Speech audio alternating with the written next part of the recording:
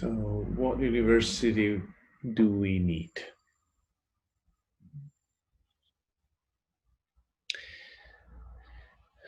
Well, I see the answer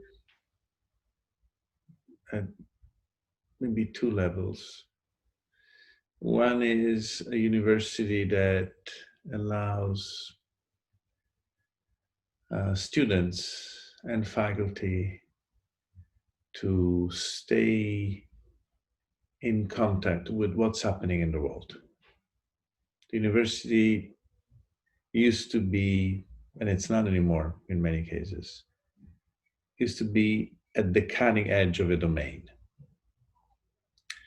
And this cutting edge now is elusive, and it's often owned by corporations and academics and scholars um, often struggle to make sense of what's happening. Nobody knows what Google is doing, or Facebook is doing, or Pfizer is doing. Um, and the university used to be a place where the knowledge was available. And my I'm not sure it's a role. I think it's a hope. Is that the cutting edge becomes again uh, part of the common. It's not for uh, the profit or the power of a few, but it's for um, the value for everyone. And and this is not true at the moment in many domains.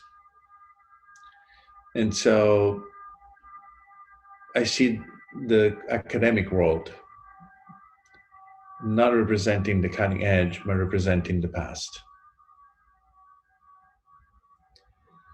and not as connected to the real world as it used to be, as it needs to be.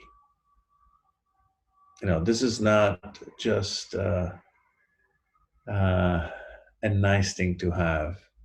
It is important that society understand, somebody in society is connected to the way the world is becoming, to the way new technologies are developed, to the way the past and the future are connected.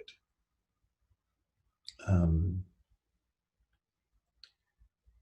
and so that's one level where I think university, the academic world, the scholars, can do can serve society in a better way,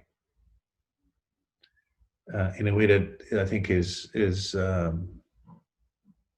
truly needed. And that level is for society. But when we talk about the students, what kind of university they need is, well, I'm afraid that I think we need universities where we learn to think again. We learn to be um, in a better way. I think the impact of technology is extraordinary and positive in so many ways, but our ability to learn and reflect and express ourselves as I think is dramatically reduced. And then there are parts of our brain that are sort of becoming less and less active because of the way we interact with technology. And I sort of hope that the university is a place where uh, the students, they stop and think and relearn how to think and how to be. And they become capable of mastering technology and using it instead of being tools that are trapped in the technologies that are addicted to. Um,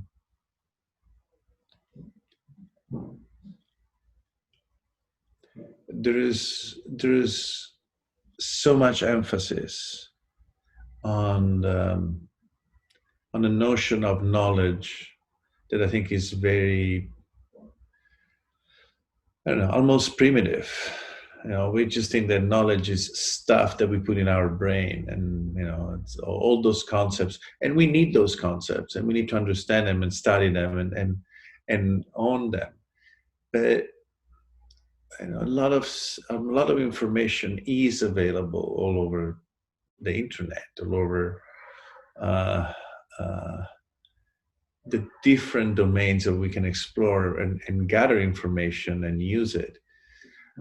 There is something else, which is uh, a kind of development that is not happening just in the brain, but is happening almost below. It's not just above the neck, but it's below the neck.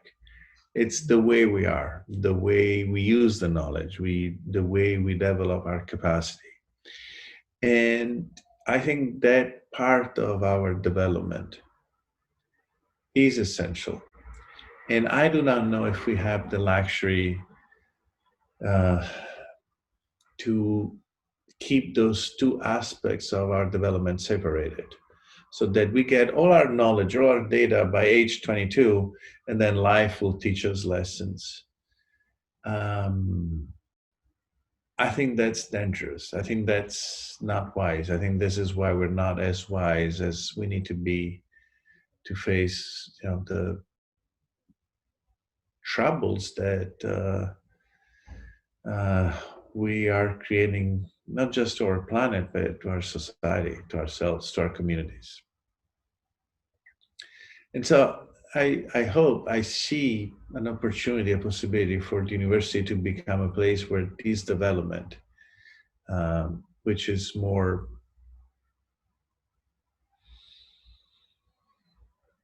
a development of the whole persona and not just a part of the brain, a whole development that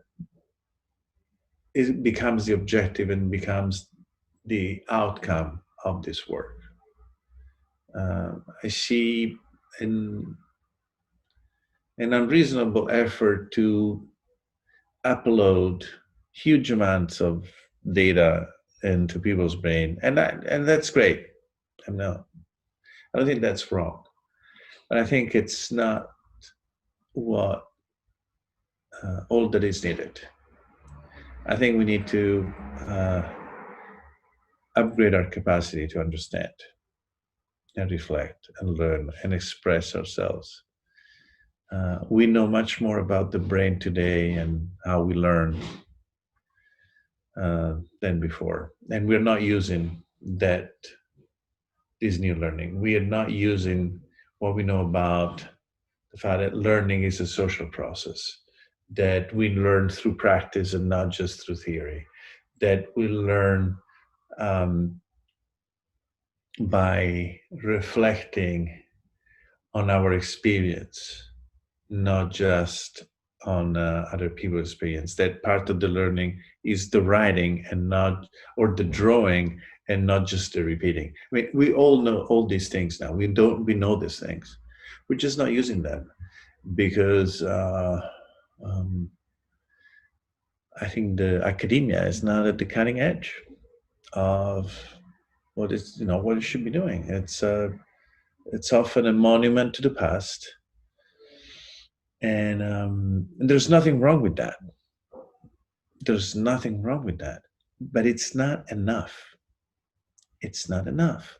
It doesn't have to be one thing or the other, but just being there defending the past and the structure of the past and the rules of the past and the beliefs of the past, um, that doesn't really do it, I think.